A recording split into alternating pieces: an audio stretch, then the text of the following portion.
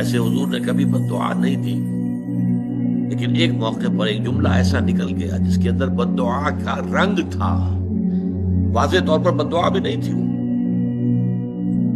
غزوہ احد میں جب آپ زخمی ہوئے ہیں اور آپ کے چہرے پر وار پڑا ہے تلوار کا،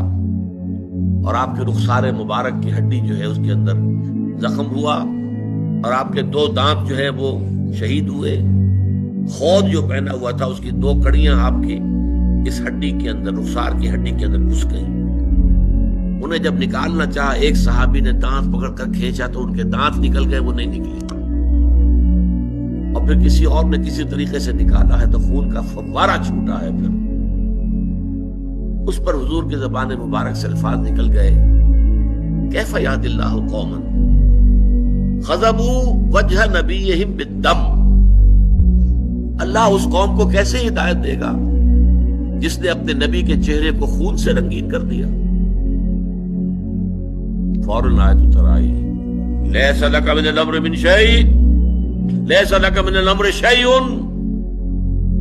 اے نبی آپ کے پاس اختیار کوئی نہیں ہے، اما یعذبہم، اللہ چاہے گا تو انہیں عذاب دے گا،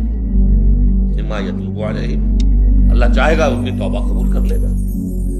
یہ اختیار ہمارا ہے۔